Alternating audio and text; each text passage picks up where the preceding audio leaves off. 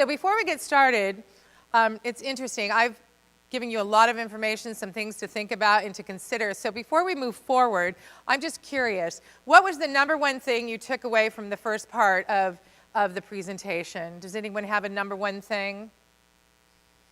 Yes. Clutter is expensive. Okay, she got the clutternomics of it. Because when we started, not one hand went up to even the consideration of what clutter is costing you. So it's huge. It's ginormous. Did you have something to say? Oh, wow. Wow. Gosh. What's your name again? Rich. That's rich. That is so rich. He said, don't be so judgmental. You know, more compassion. And certainly as we learn about those brain types, we can have more compassion with the people that we work with and live with and our children. One of the moms was telling me that her daughter is 7 years old and she thinks she could be a hoarder because she can't get rid of anything. Not one thing. From toilet paper rolls to things that make no sense to us. And what I advised her is there's some literature and the resources to know if you have OCD or if you're a hoarder, but you certainly need to be working with a professional that is certified with hoarding disorders. Because there is a brain type that would cause someone to become a hoarder. There's different reasons for it. I am not the expert in that. I don't work with those situations. If anybody comes into my life, I refer them. Dr. Regina Lark is one of my best friends. She's certified in hoarding, and she's certified in organizationally challenged people. So it's just interesting. What else was a number one takeaway? Yes? What's that? Easiest? It's simple, easy and effortless. You know, that's one question I always ask myself. I said, Kathleen, is this easy and effortless? Because if it is, what my thought methodology, what my question, my end result, I just ask, is this going to be easy and effortless? If not, then the question becomes, is what specifically do I have to do for it to become easy and effortless? Does that make sense? It's a different question. I learned that with training with Tony. It's the power of the question. You ask a better question, you're going to get a better outcome. What was the other number one lesson you might have learned? Yes, sir. 15 minutes a day. It's so easy because how many of you get overwhelmed even the thought of your clutter? You haven't touched it. You've been wanting to do something about it for a very long time. But you keep putting it off, putting it off, putting it off. The trickery of the mind, you think you may get to it. But 15 minutes a day, whether it be the first thing in the morning or the end of the day, if it becomes a habit, that's where you win. It must be a habit. I was telling a gal during the break, she said, you know, I've been intending to do this. I have piles and piles and piles. This is overrunning my life. But I said, 1 hour a week. Can you commit to 1 hour a week? She goes, well, my intention would be to commit to 1 hour a week. It would get on the calendar, but I'd find myself procrastinating. And I told her, I said, what you want is an accountability partner. How many of you exercise on a regular basis and it's a no-brainer and it's easy and we just hate you? You know, you jump out of bed, you throw on your tennis shoes and you're like this. And if you're at a conference, everybody goes to lunch, you get on your tennis shoes and you go running. Because you're going to get that workout in. Who are those people? Anybody? Okay. Okay. What'd you say? You're a hater? You are hysterical. You get a button. I'm so excited. Ask me why. Thank you for having some inner dialogue with me. You know what's interesting? As a business consultant or life coach, what I do with my clients is very simple. I say, what do you want to do? And they say, well, you know, I'd like to exercise more. Okay. When was the last time you exercised? A year ago. Okay. All right. So what would you like to do? Well, 3 times a week. I said, okay, you haven't exercised for an entire year. Now you've set yourself up for 3 times a week. And how long is this 3 times a week? An hour. Okay, an hour. Let's do this. Why don't we try a minimum of 20 minutes once a week for 1 month and see how you do. Just chunk it down. Make it easy. And you know what I do? I do accountability. So depending on how much money they make, I've had an accountability partner for exercise for 4 years. Every time I do not exercise, I pay her $25. I did a marathon in '89 to learn discipline. Me and discipline were not married. Had no discipline. So if I can do it, you can do it. So we set it up. It's 30 minutes minimum, 3 times a week, or it's $25. Same thing with organization. I told this gal, you get yourself an accountability partner. If you block time to clear, you must have a consequence. You must tell somebody that's going to hold you accountable because you know you're not going to do it on your own, are you? So get an accountability buddy, and then you set the price. My business owner, for every day he was not on his cleanse, it was $100. Do you think he was on that cleanse for 21 days? Absolutely. Every day he didn't exercise, he set the price at $40. He gave me 1 check. That's it. So that's how it works, people. It's pretty simple. Okay, another big lesson from the morning or the afternoon. Anything? What are you finding out on your computers? Anything good? You're getting an accountability buddy? That's a good story. No, I'm a comedian. I just had to work that in there. Yes, sir, Michael. 80% of stuff stored or stacked will never be addressed or read. Hello, people. 80%. Now, some of you came up and you're so excited, like you want to get out of here, you want to get home, but we have 3 fabulous days with Shepard. But come Wednesday evening, you can open up those file drawers and I'm so excited. Ask me why. I can hardly stand myself. Honest to God, there's going to be so many great love letters to Shepard afterwards. Thank you, thank you, thank you. This is what's happening in my life. Now, why do people keep clutter?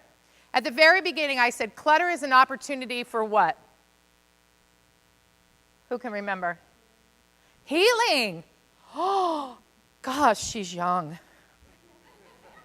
She's like 20-something, right? She doesn't have issues with short-term memory. And she has no clutter, so I'm going to give her one of these. And if you want to gift it, every time your roommate actually clears something, you go. Okay. Now, as I said, there's a root cause to all clutter. Whether it's personal or at business, there is a root cause to all clutter. These are the things. Now, you have to decide for yourself. I was a just-in-caser. When I read Karen's book, this one really hit me, just in case. Oh, my God, my whole house was just in case. It was just in case. I had managed to talk all of my neighbors. I lived in a little Melrose place, Los Gatos, 5 units, rent control, working at Nordstrom's, working 80 hours a week. You couldn't see the floor of my house. I'd walk in, everything, that was the address. The address was on the floor, and then I had to go like this to find anything. Anybody familiar? You know? Terrible. That's where I started. So there's hope for all of you. But I had a lot of just in case. I had a spare change can in the house just in case. I'm not going to tell you the whole story because it'd take too long. That was my just in case. I talked to all my neighbors out of their storage because they had 2 bedrooms, I had a bedroom, and I figured that I needed my stuff in that storage. So I miscongeniality, I talked them out of their storage space.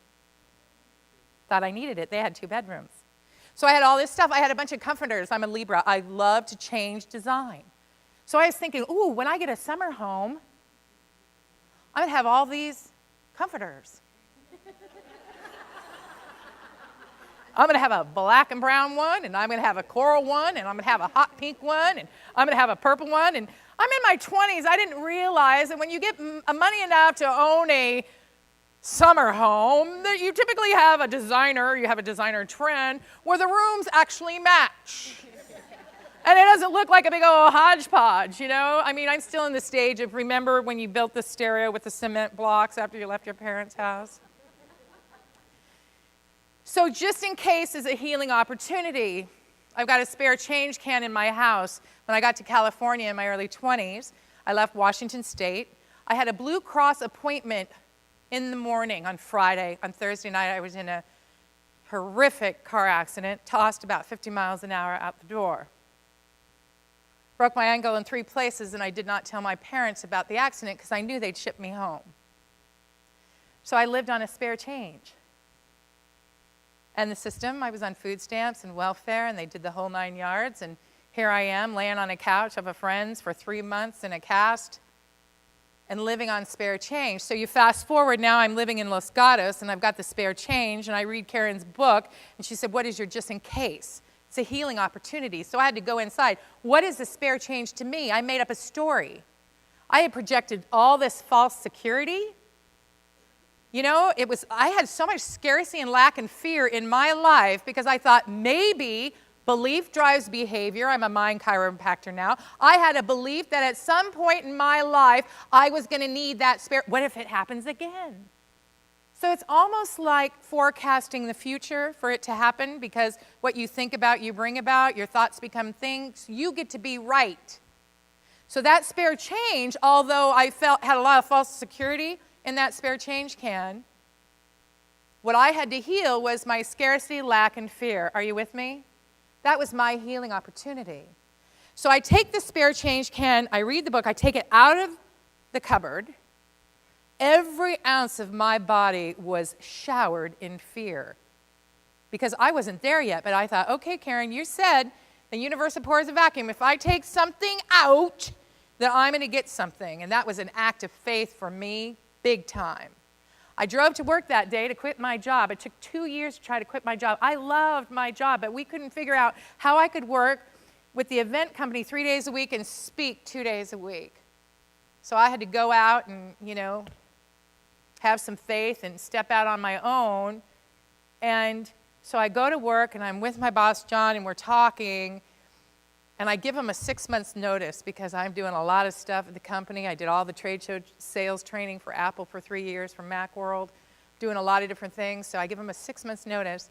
I've got the spare change in my car, in faith. She said, if you keep things just in case. So I said, okay, Karen, I'm going to do it. I'm going to get rid of this. And so many of you struggle with trying to get rid of something. Another gal said she can't get rid of the stuff in her closet. She has so much attachment to it. At the end of that conversation, in the last 5 minutes of that conversation, my boss said to me, Kathleen, I want to give you a $6,000 raise for the time that you're going to be here.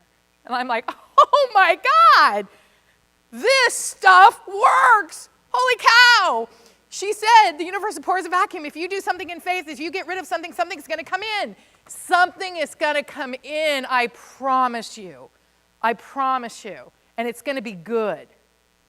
So if you have things just in case, maybe your story is that you don't have the faith or the trust, or whatever your faith is, that God or the universe or whatever you believe will supply you when you need it. So you've surrounded yourself with all this stuff just in case. Yes, Bob. Yeah. Yes. Yes. Yes. Yes. Yes. Yes. Right. It's a disease. Yeah. Yes. Beliefs. Yes. Some of it. Absolutely. Absolutely. Yes. And it's belief drives behavior, and there's a different reason for each hoarder. A lot of it's the way their brains, they come in with a brain type, right? And then some of it's sparked from situations, some of it's sparked from different life events, some of it's sparked from depression. There's a lot of different reasons, and every person is individual. But it's an amazing thing. But we have to realize, and the point I want to make here is, what is your healing opportunity? Me, it was just in case. These are some other things, and you don't have to raise your hand because they're very personal. The point I want to make is, if you don't do this work, the clutter will never not be an issue. It's your teacher. It will be your best friend. This is another identity. People have stuff for identity. I live in LA. Oh my God, talk about identity. Ay, ay, ay, ay, ay. There's more plastic in LA than anywhere in the country, I think. I'm not quite sure. The push back, pulled back, lips bigger than that blowfish. So there's identity. And how many of you have spent beyond your means for identity? We do it. We live in a society with the Joneses, and we buy for different reasons. For status, for identity, we do. We spend money we don't have on charge cards that are all maxed out and paying percentages that are ridiculous. And the kids doing the same thing. It's true. There's status. So you can see what leads to the clutter. There's a reason for the clutter. There is a reason. These are your healing opportunities. Some of you need the security. You find security in your stuff. Some of you inherit clutter. I work with a lot of clients, and I work with some different senior associations, and I'm telling my seniors, I said, you know what? Nobody wants your stuff. Honest to God, they may want your money, but not your stuff. And I had one of my friend's mom, and she was in tears. They're kind of a dynasty family, and they're just extraordinary. And I think I don't know, it's 10, 12,000 feet. They're just a glorious family. And she had all of her stuff out on picnic tables, and she has 6 kids. And she said, Kathleen, I'm diminished. And I said, what's the problem? She goes, I put my stuff out, and none of the kids want it, and it's affecting me personally. Like, why don't they want my stuff? I said, because it's your stuff. And thank God that they have the honesty and the wherewithal not to just take your stuff, because now you're gifting them your stuff. And then it becomes their stuff, and then it clogs them up, and it wreaks havoc in their lives. So you've attached that by taking your stuff that they love you. And that's not true. You made up a story about your stuff and why your kids should have your stuff. And then I run into clients that their parents have 2 or 3 storage units of stuff. One guy, when I was speaking at IAEE, I talked about clutter. And one guy came up to me at one of the parties in tears. And he said, Kath, I've got all my grandfather's stuff. I live in a small apartment. These tools were from this, that, and the other thing. And I feel bad. I feel like if I throw away his tools, I'm throwing away my grandfather. He said, but I'll never use the tools. But, I have this belief about this stuff. And then I was given this stuff. And now I have this heavy weight to, what am I going to do with this stuff? And so we talked about it, and we talked about his beliefs, like, why do you feel you keep it? And we came up with a solution to give all those tools to somebody in that business that could actually use them. And he felt really good about that. So it's amazing. Both of my parents have passed away. I thank God I was hooked on Clutternomics when my mother, those 750 cookbooks did not come to me. I told my dad to put her hands over, a few and then send me a few. And then I had them, and I'm like, why do I have my mother's cookbooks? For some reason, I'm just going to magically show up as a cook or even want to spend time in the kitchen. I love dialing for food. I love room service. I always thought when I get married, I'll cook. Well, I'm still single. So if I get married, hopefully we'll have enough money to hire a chef. Because I work better in other rooms.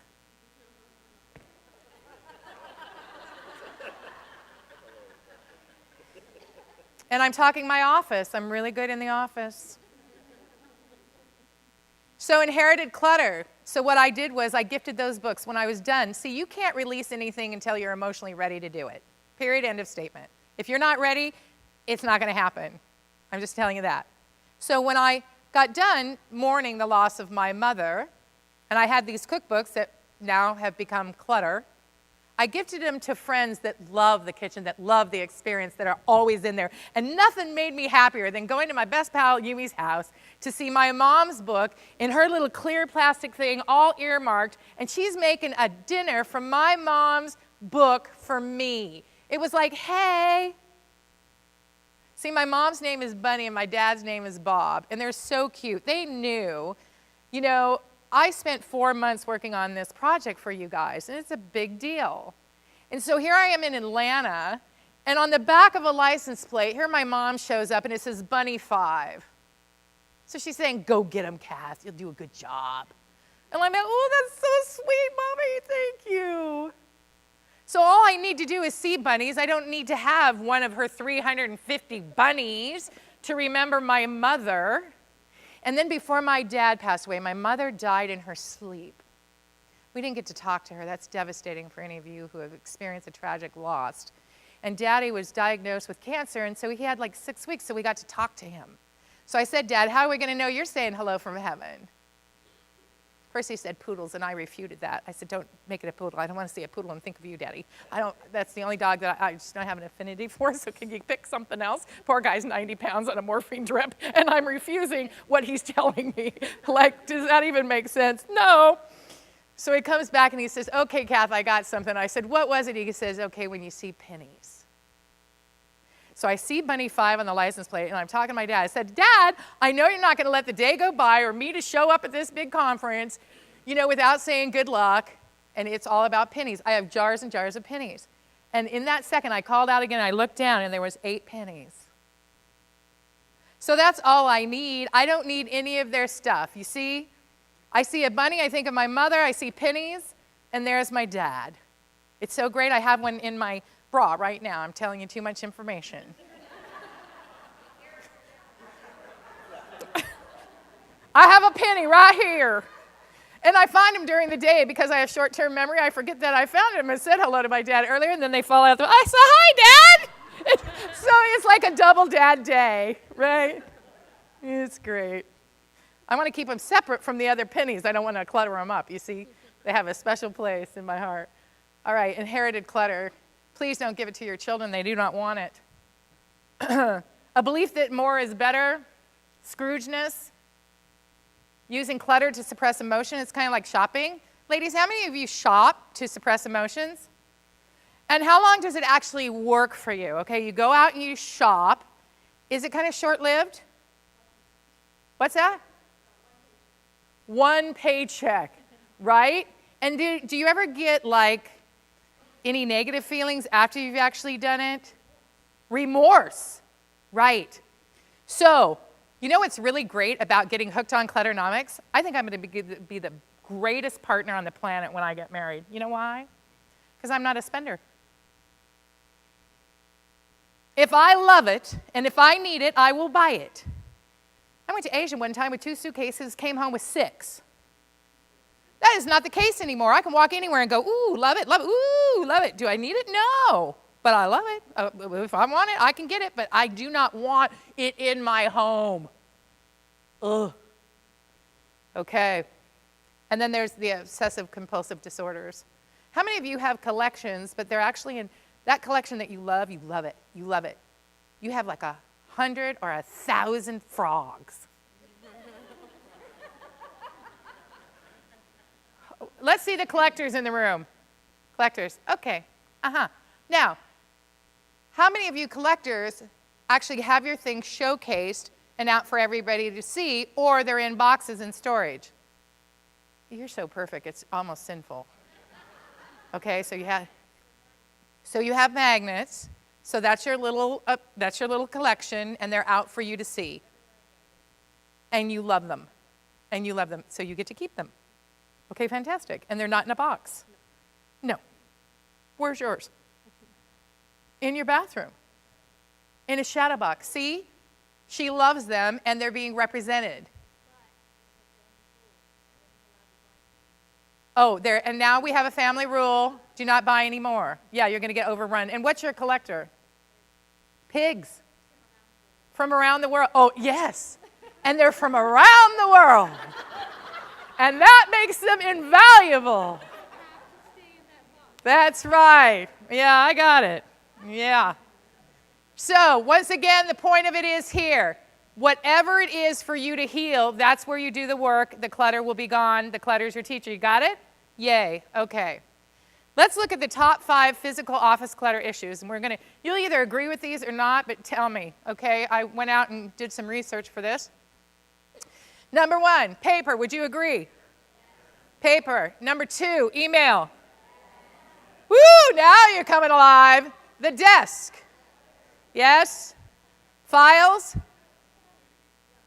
And when I was talking to Richard Anderson, we both agreed on this, that this needed to be on the list. Communication access overload. Texting, social media, emails, phones. Okay. Some of us are old enough. Some of us are over 40, right? And you know who you are. Okay, there's lack of hair. It's kind of gray. No. So we know who we are. And I don't know about you guys, but back in the day, wasn't it great? We had 6 kids. Okay?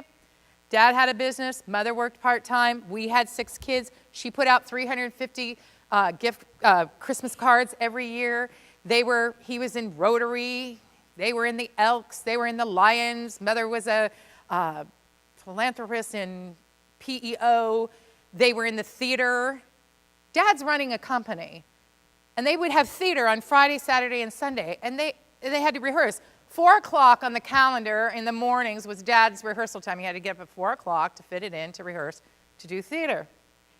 Wasn't it amazing? I never knew what my parents actually did until they died. You know, you don't reflect on the enormity of what your parents do. But there was no computers.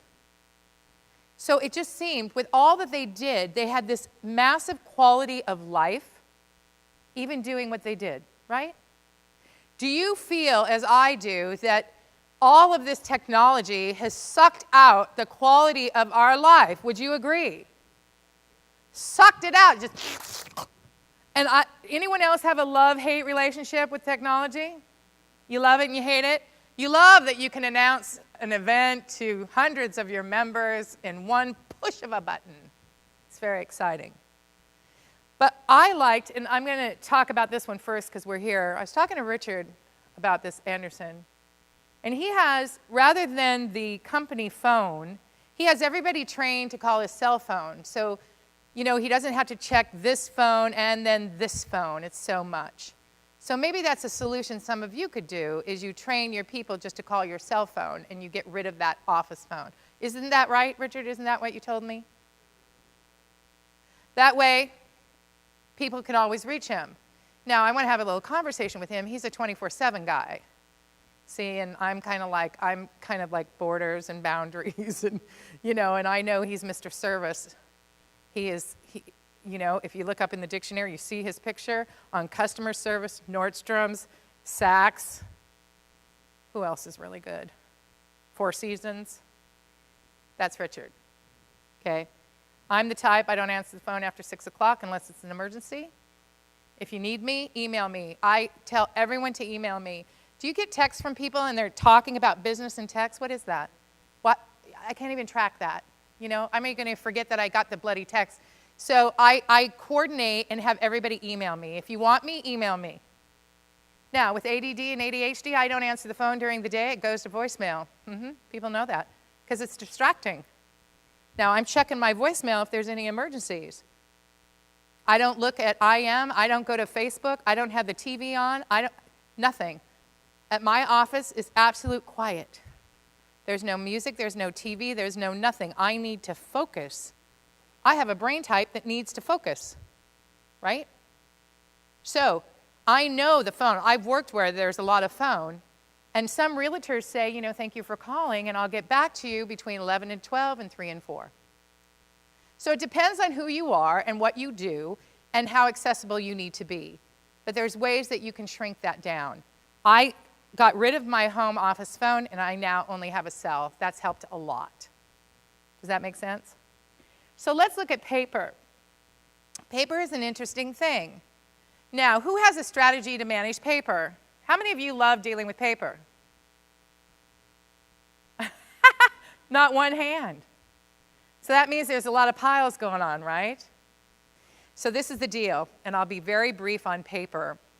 If you look at paper, I ask the question, do I need it? Do I need this? If it's a contract, yes, right? If it's a song, you know, I'm visual, so I have different needs. Based on your brain type, who you are, how you function, you're going to have a different answer. There is not one thing for everybody. Everyone's different, right? The paper Bob needs to be creative is different than what you're going to need. So do you need this? Then the next question is, if you need this paper, it's really simple. Where's the address? Where's the address? So if this piece of paper, where's the address? Then you assign it an address that works for your brain. Does that make sense? Some of you may take a picture of it, like I was talking to Michael when we registered, and he's magnificent. He uses, is it Evernote?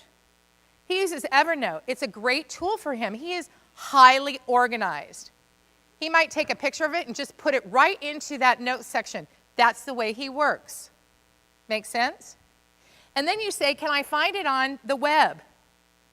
A lot of the stuff, you know, with magazines or recipes or all those magazines that you're going to get ready to read, you know, BS. You're never going to read them. If you haven't read them in a year, you're not going to read them. It's just a trick.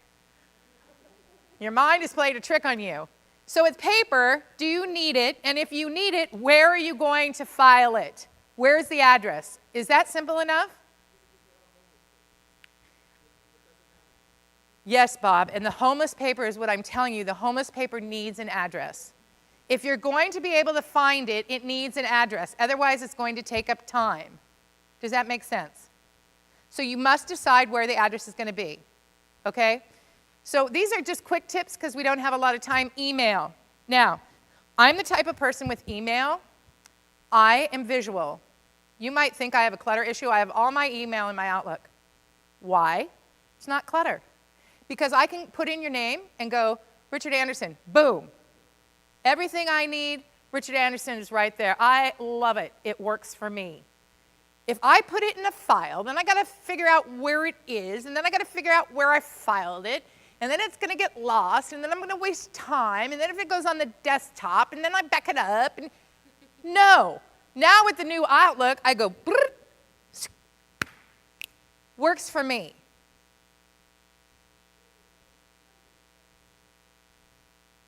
I'm only looking at the top thing because I'm the queen of follow-up. Because I want to know the history because of my memory. No. Not until the project is done. Then I'll put it in a folder. But I want to find it. See, and that might, your brain scrambling going, Kathleen, you're up here talking about clutter and your inbox. Yeah, it works for me. What I'm saying is that all of you, I cannot tell you what to do with your stuff. It's very individual. You must find somebody to help you work with inside your brain type. How are you going to do it? What works for you? If you could read 1 million books. There's not one way for all of you. All of you have different conditions. You have different beliefs, values, systems, energies. You have different brain types. Each one of you has a different need. And I would work with you individually based on your need if I talk to you one-on-one to get you a solution. So for email, I have friends that go through all the email and they just, I see all my email every day. I'm highly responsive. I rarely miss an email, ever. It's very rare for me. I'm very fastidious about this. And because I taught the class for so long, I had to become good at it. Not easy with ADD. Right? Because you miss a lot of stuff and you don't. So email. Some people like to keep their inbox clean. If my inbox overwhelmed me, then I would find a new system. My inbox serves me. Does that make sense? Okay. So one thing I am about email, I answer within 24 to 48 hours. If I'm not in the office, I will have something to say that I'm out of the office, and I will get to you as soon as I can. So I'm highly communicative. If I don't answer you in 24 hours, you got in email jail. That means I slipped you, and you're under the line, and I forgot you're in there. Just give me grace and come back and say, Kath, don't judge me.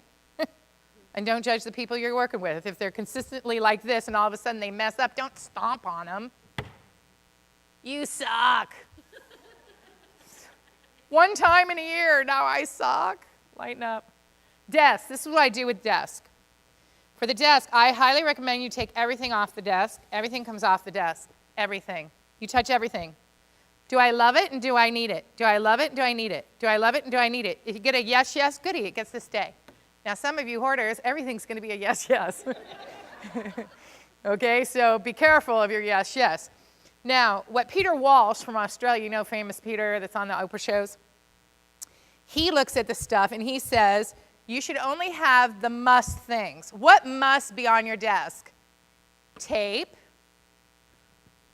glass for water, stapler, 2 pens, a pencil, 2 files you're working on, 1 picture of your family. Make sure you love them. You're only getting 1 with Peter. 1.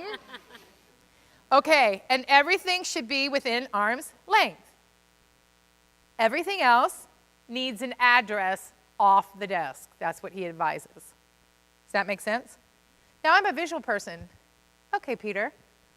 I have a pending file because people don't follow up like I do, and I babysit it. Don't you hate that, babysitting? Why couldn't everybody just touch it once like I do? Touch it once and get back to me. So I have a pending file of all this. If it's not, it used to sit flat, but then I forget who's in the pending file. So I thought, Kath, let it stand up. Then you can see it. So now it stands up, and each morning I look at the pending file. One time, company was coming over, so I put the pending file down on the floor, and I forgot that it was on the floor. Now I'm not looking at the pending file because it's on the floor. If you're a visual person, then Peter's little trick is not going to work for you. Does that make sense? So, but that's kind of the thing. I ask 2 questions. Do I love it, and do I need it? If you get a yes, yes, you get to keep it. If you get a yes, no, well, then you have to wait until you're emotionally ready to release it, like half of your wardrobe. Okay. Desk, do a weekly. All I say, once a week, 15 minutes a day or an hour a week. Desk. You clear it off and you maintain it. You clear it and you just get into maintenance. And watch how you start functioning. It's like a dance. And then you have all these wonderful, where's my flicker switcher, benefits. So, files, 80% are never looked at. Get after them.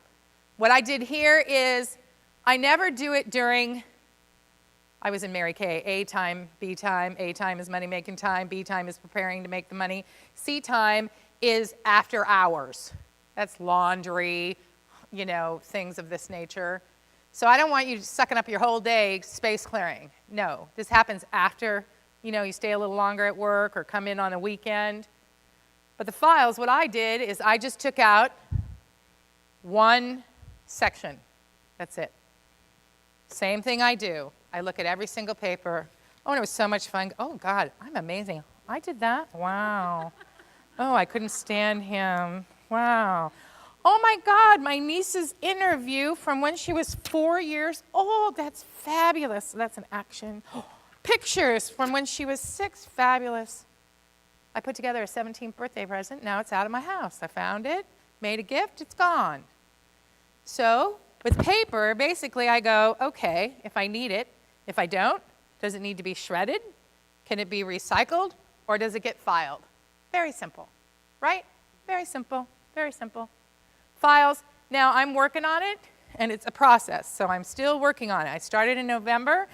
I've given myself to the end of the year to work with these files, but it's amazing what's come in since I've gone through those files. So basically, people just touch it and ask the question, do I need it, and do I love it, and where is the address? Very simple. I've made it so simple, and life was much easier when apple and blackberry were just fruits. Honest to goodness, right? Now, organizational issues. Hiring the wrong people, we talked about that. You're underfunded. You're understaffed. Stress. People with ADD, ADHD, depression, we talked about this. Now, conflict with members, boards, and employees. We don't have time to go through solutions for all this, but I will tell you this. You must understand what your top organizational issues are, and there's a solution for all of them, I will tell you that. There is not one issue any of you couldn't give me that I couldn't figure out a solution for over time if I had enough information. So I highly, highly recommend doing this. I will give you something for stress, though. How many of you, when you talk to people, they say, how you doing, Sarah? You go, we're in this business. Oh, my God. You know, we have more Murphy's Laws than Murphy Law can go around. We might as well marry Murphy. He's screwing with us so much, right? Hi, what's your name, Mrs. Murphy? Yeah, it's called Murphy's Law. So what happens is when people ask you how you're doing, you say you're stressed. This is what happens to your nervous system every time you anchor that word. You go, I'm stressed, and this is it. It's like a cat getting hit by a car. How you doing? I'm stressed. How productive are you when you're... This is what's going on in your nervous system. This is how you look. Not very pretty. Not very pretty. It's really damaging, and you're going to kill yourself. It's the #1 killing disease, stress. So I want you to eliminate this. We're going to space clear the word from your vocabulary. We're going to add 10 years or more to your life in this moment with this one simple strategy. When people ask you in the future how you're doing, I want you to respond, I'm highly stimulated. So they're walking by your office, how you doing today? Richard, and you go, I'm highly stimulated. And people laugh. You can work much better highly stimulated than you can stressed. And when you say you're frustrated, because there's a lot of frustration within your organizations and in your work, I want you to say you're highly fascinated. So when something doesn't load in and you don't have the electrical or the carpet or something else, and you go and you're like, and people go, how you doing today? Well, I'm highly stimulated and I'm really fascinated. So remove that word from your vocabulary. It does not serve you. I want you to be highly stimulated and highly fascinated, right? Can you do that? You're going to be highly what? Stimulated. And highly? Fascinated. Isn't that much more fun? And yes. So in my sales call, my client calls up, and I'm supposed to say, hi, I'm highly stimulated. I don't see that sale going If you, okay, what is your name? Ron? Yes. My last name's Ronald. We can be friends. If you are having a conversation with your client and they know your personal issues, it's the wrong conversation to be having. You would never in a million years say you're highly stimulated to your client because it's none of their business how you're feeling at the moment, right? You need to fake it till you make it. So I would never imagine you ever saying that to a client. Gotcha? Okay? Because, you know, if they're cute, you never know. We talked about hiring the wrong persons. Now, how many of you have had underfunded issues? Underfunded? Raise your hands. I'm certain that there's somebody. Now, Shepard has supported you to have some peer-to-peer networking. If you have an issue of underfunded, I want you to start asking people, how specifically did you address your underfunding? What did you do about it? Because somebody in this room has a solution for you. I guarantee. Does that make sense? So start asking people. If any of these are your issues, ask people what they did. Gotcha? Got me? Okay, let's roll on. Now, this is another thing. Keep your words sweet. You may have to eat them. Sometimes I walk away from a situation for a month until somebody else besides myself could speak for me. Because I can give you new personal parts faster than you can think about your personal parts that you came into the world with. So I have learned to monitor my mouth. And that came with age with me. But your words are so powerful. And what you say can either lift people up or it can deplete people. You can either service them or you can just kill them with your words. And so here, I want you to be mindful of what you're speaking. Because your words take roots, they take wings. What you think about, you bring about, whether you're speaking it to yourself or others. Be careful what you're speaking. You get to be right. So really, before you speak, think. Number 1, T, is it true? H, is it helpful? I, is it inspiring? N, is it necessary? And K, is it kind? Because there's a way to speak in a way that people will listen if you'll take the time to care enough to speak in that way. And trust me, your words have power. And be mindful of the words that you're speaking about yourselves. You never want to say anything negative about yourself, and we do it all day, every day. When we look in the mirror, we have a plethora of things that we're having a conversation about ourselves. My thighs getting any bigger, they could get to New York on themselves. Jeez, if I wanted my assets down to my knees, I would have had that real estate, but shouldn't it be like J-Lo? Whatever it is, keep your words sweet. You may have to eat them, right? It's a good thing to have. This is another, just each mess is a lock on the gate which keeps abundance away. Whatever you want new in this lifetime, whatever you want new in your lives, make room for it. Just clear something and you will get it. It's so exciting. It's so exciting. I'm so excited about what's going to happen for you with your families and your work and what you're going to be doing as you implement these little tiny things. So let's look in the few minutes that we have. Procrastination is another form of clutter. And you know who you are, and you know what it's done to your life. So let's look at this. This is the clearing process. Promise. A lot of you get really excited, and you're going to take this on. Now, when the student is ready, the teacher will appear. Some of you are going to take to this like fire. It's just like fire. You know the lady? I got a fire. What's that lady on YouTube that they've There's fire. It's a fire. It's a fire. I ain't got time for that. I love sweet brown. I ain't got time for that. Oh my God, she has so many business entities now. She has a new hot sauce coming out about a fire. She's been on commercials. Ain't got no time for that. I thought, I want to be that crazy to get on YouTube and go viral. This is the clearing process. Some of you, again, are going to take to this like fire. You're going to get so excited. You're going to want to implement this. You want to get it. Then you want your families, right? You want your significants or your partners or your children, everybody to know about Clutternomics, because now you're hooked on Clutternomics. You're going to be nauseating to this family. This is a promise. You hold up your right hand right now. This is the promise. I promise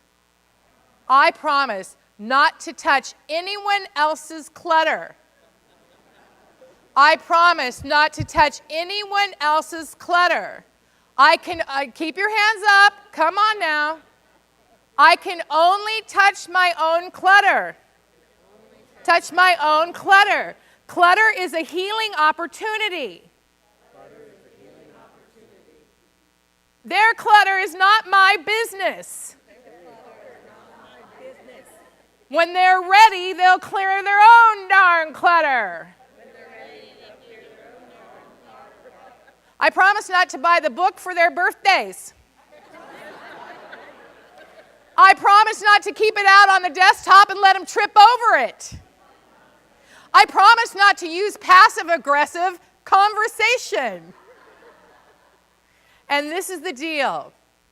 Honest to God, I was working with, I did this at mid-year for IAEE, and there's a gal that runs a big convention center, and she hired a sales manager, and they run all over the country, you know, getting people to come to their convention center.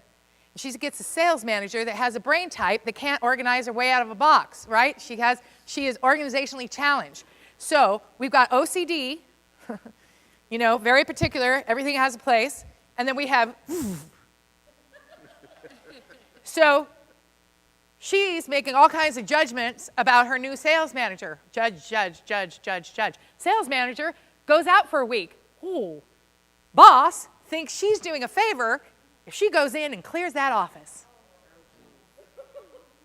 Do not touch anyone's stuff. They will hate you permanently for a lifetime. If you're at home, be the example. I had a mom go home, and she goes in, and it's hard. She's a control girl, and she's a kind of like me, and directive. And she's like, zip it, zip it, zip it. She goes into her closet, and she starts clearing it. She takes everything out of the closet like I suggest. She asks, do I love it and do I need it? She's going through it. Husband comes in about an hour later. Honey, what are you doing? She doesn't use passive-aggressive conversation. She doesn't hold up the book or tell him to watch an Oprah show. She goes, you know what? I'm just doing some clearing, some spring cleaning. Oh, all right. Comes in about an hour later. Now she's at her shoes, doing the shoes. He goes, you still working on that spring cleaning? I am. Well, what are you going to do with all this stuff on your bed? Well, I'm going to give it away to the Goodwill. Oh, well, I might have some stuff in my closet. Husband goes to his room, starts in the closet. Then, about an hour later, here comes the little one, 8 or 9 years old. What are you doing, Mommy? Oh, we're just doing some spring cleaning. Where's Dad? Well, he's working on his closet. Well, what can I do? Well, do you have anything in your room that you want to go? Probably. Okay, then, go get it. Yay. You see? One wife had to ask her husband, honey, can we put all your valuables, not your crap, not your junk, not your stuff. Can we put all your valuables in this white sheet in the room? Would you mind if we just put them here and then we'll just tie it up? Would you mind? Now, he absolutely agreed, said okay. She was at peace. She didn't have to look at it. And he was as happy as a lark. He just went to his little thing, untied his thing, grabbed his crap, his stuff, his valuables, and did, you see? So be the example. That's a really important thing. Be the clearing promise. Now let's get started. This is real simple. This is all you're going to have to do. write down 2 opportunity zones right now. 2 zones. 2 opportunity zones. Now, these are the zones that give you the most pain, that cause you the most frustration. You lose sleep. It bottles your body. You can feel it in your gut.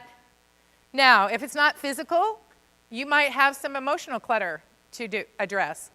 You might have some body clutter to address. Okay? So, if it's not, what are your zones? But we're looking at office right now. What are your zones at the office that need to be cleared? Just 2. 2 zones. Is it the desktop? Is it your computer? Is it your file cabinet? Does somebody have to be released at work? You need to bless them, release them, and let them prosper elsewhere? It's called firing. Fire! I don't want to get fired. Got fired from Baskin Robbins. It bruised me for the rest of my life. Not really. Sorta. I went through therapy. Okay, what you got? What's your office zones? She has 2. Everybody give her a round of applause. Now we can feel, oh, she's not that perfect. She's one of us. She has 2 things on her list. That's fantastic. What's on your list? My inbox and my server file. Server file, inbox. What's on your list? Michael. Paper stack and my computer desktop. Paper stack, computer desktop. What's on your list? Desk and filing cabinet. Desk and filing cabinet. Desktop, desk drawer. Your magazines, all the ones that you're going to read when you have the spare time that have been there forever and they're almost taller than you are. Fabulous. Give them to the library. Ron, what's on your list? Mine's not physical. Yours not physical, so I'm going to pass, or unless you want to share. No, it's like my Listen up, everybody. my clutter is not my desk or my email. Yeah. I'm very organized there. It's the volunteers, the members, and the politics of my organization. Yes. That's what's my frustration. Yes. And there's a solution for that. Really? Yeah.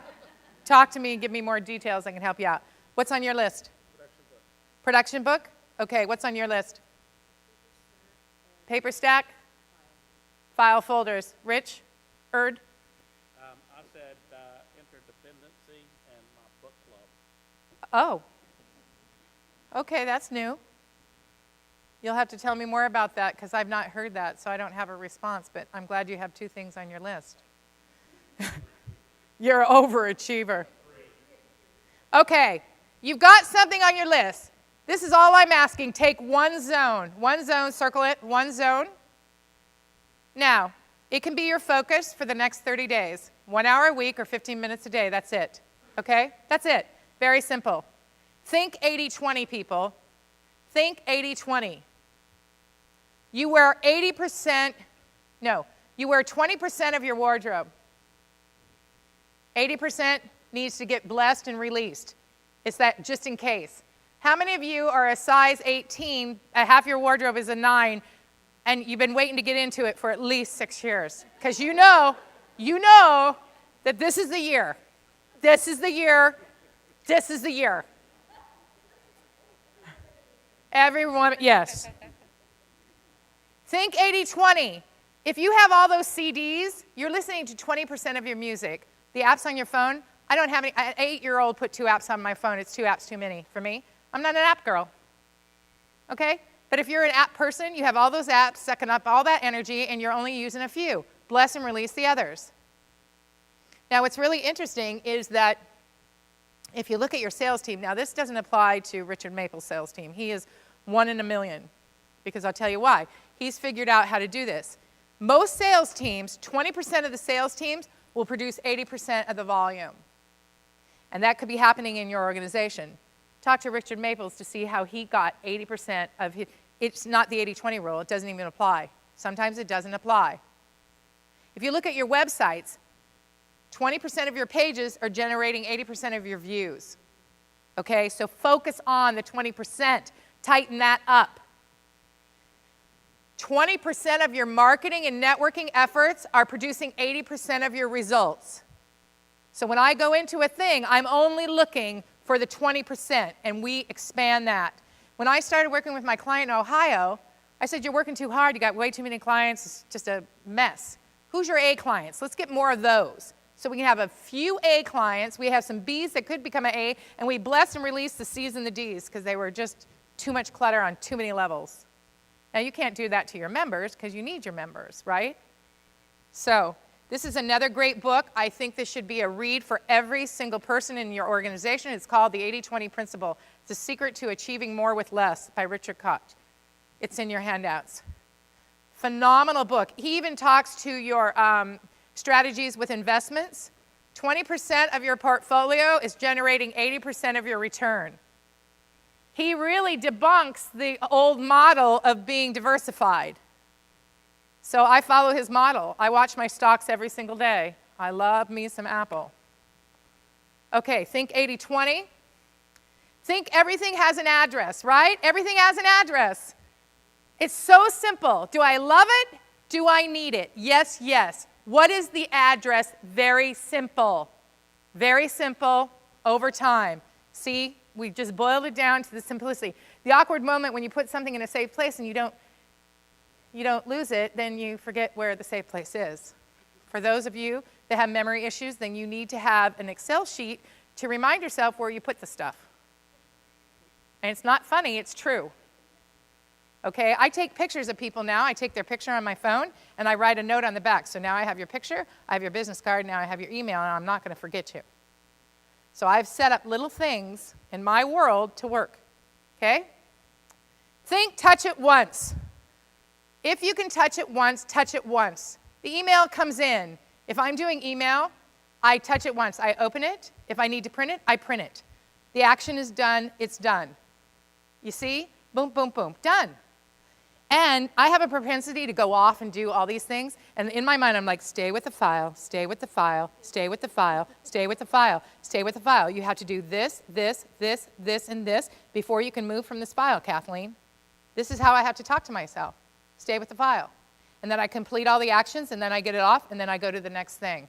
So it depends on your brain type of how you're going to do this. Touch it once is fantastic. It works for a lot of things. A lot.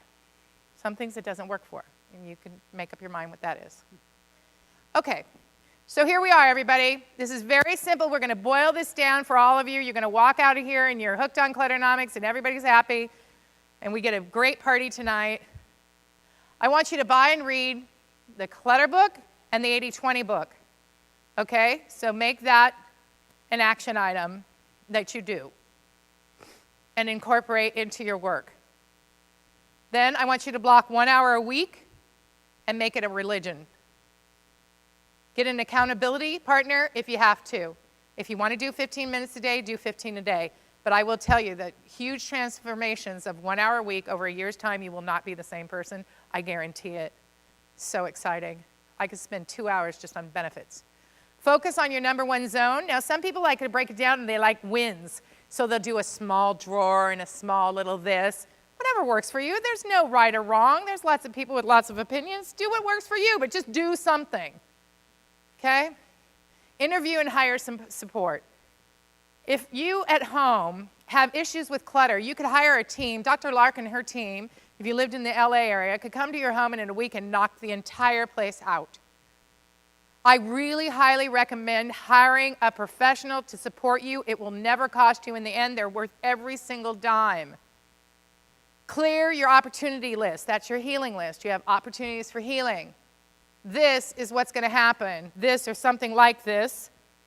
If that works for you, if this is a goal for you, then this is the end result, a possible end result after Clutternomics. These are all the resources I have for you. The National Association of Professional Organizers. You can find an organizer in your area. Lifehacker.com can calculate your clutter cost. Organizing for a brain type. Michael here, that works for Shepard in Houston, has a brain type that he is very organized. Everything is organized. Clutter, physical clutter is not his issue. He has a brain type that functions well with organization. Then you have the ADD and the ADHD, and you know who you are. You know if you're part of my tribe. you're going to be organizationally challenged. Organizing for Your Brain Type would be a great book to get. There it looks like this. That may give you some skills. There are also consultants that work in this area. Dana Rayburn coaches people, and she'll do 3 40-minute coaching sessions a month to work with you so that you can actually complete and do and finish and follow through and show up on time and all those things. Dr. Regina Lark is phenomenal. You can't see them right now, but you can go to her website, and there's so many resources there. She's extraordinary. How do you know if you have OCD or if you're a hoarder? There's the Princeton University of Neuroscience Institute, if any of you don't agree with some of what I've shared today, or if you need more science for people back at the office. There's an End Digital Clutter Strategies there that I gave you. And then certainly if you want to connect with me, I don't know why none of them are showing, but I'm on Facebook, I'm on LinkedIn, I'm on Twitter, and if you want a free product, you can go to my website and put your name and your email. So I'm going to be here for the next couple of days. I absolutely encourage you, if you have an issue or a challenge and you need a solution, please be open to share it with me.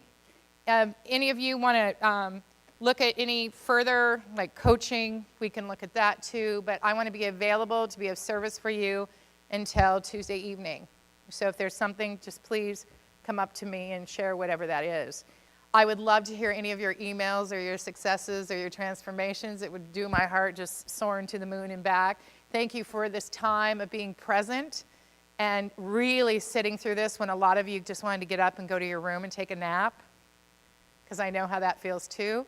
And before we finish, because we have 1 minute, we're going to do a drawing, and Richard's going to come up and all of you, I want you to grab, did these get passed out, Richard Anderson? Okay, so everybody grab this sheet. These are my show specials for today that I have. And if any of you, some of you said, oh my God, I want you to come to my office, or you need to come to this, or gosh, I wish my entire staff was here today. I do this thing called if you turn it over, it's called the Clutternomics Quick Start Program. Does everyone know what a teleclass is? So it's a teleclass where you're at home, you're on the phone, it's an hour and, this one's an hour and 15 minutes, and they're all recorded. So if you're not present, you'll have the recording. You only pay one time with me, you never pay again. So you're going to make one investment, and you can come as many times as I offer this, because a lot of people need support throughout, like longevity. So one of you is going to win the Clutternomics Quick Starts Pro. It's 3 weeks. It's on a Saturday from 8:30 to 9:45 Pacific Daylight Time. And then the other one, if you're challenged with follow-up, it's called The Fortune is in the Follow-Up. Now, these typically sell for $277 on the web. But today, just mark that off, and you can get it for $150. So just mark that off. It's $150. So if you're interested in that, see me over the next 2 days, and we can get you registered for that. And as I said, you register once, and you never pay again. And the MP3s are valued at $47 a piece, and you get those at no cost. So I'm going to give away 2 winners today. Does that sound good? Say yes. I know you're oh, you're like, whatever. I'm giving away almost over $500. You go, let's get to the party. Get the Ben card. Drum roll, come on, some excitement here. All right, and the lucky winner is, and there is no coincidence, Kim, D-I-C-I-A-N-N-I. DeCiani? Woohoo! Now, Kim, I will say this. If for any reason you are not interested in either of these, gift it. Okay? You good with that? So, and if you're interested, you have to fill this out for me and turn this in with your business card. Okay, so just fill out the information without your credit card. We're going to do another winner, Richard. Good. I love winners. I love winners. All right. All right. I love it. Who's the lucky winner? Mary Young. Mary Young, my events. Mary Young. Okay. We're also going to give away, in the back of the room, I have my table, and I have these lanyards And they say got connections. They don't have this bling, because I bling these out in LA. They just have a regular brown cord. But they're $10. So if you want to declutter your cards and put them in something, it's really fabulous. These are only $10. So one of you is going to win one of these, because you don't want to go in your purse and have that ugly old nasty card with gum on it and spit and it's turned. And Jade. Where's Jade? Miss Jade. So you're going to see me for that. And then I have a book back there. It's called Miracle Thinking. And so it's $20. And should we give one of those away too? I think so. Okay. I'm on page 57, my story. Okay, you ready, Richard? You're so adorable. Thank you. Oh my God, I love you. Ron Falcone, but I haven't seen him. For yet. inspiration and recognition, wow, that would be a good. Is Ron here? Snooze, you lose. Uh-oh, sorry. Oh, And the winner, see, it's Clutter hauling that around looking for Ron. It's not going to happen. How about Steffi Young. Steffi Young? So you've got the book, so I'll see you guys. Okay, and Richard, do you have anything to say about me?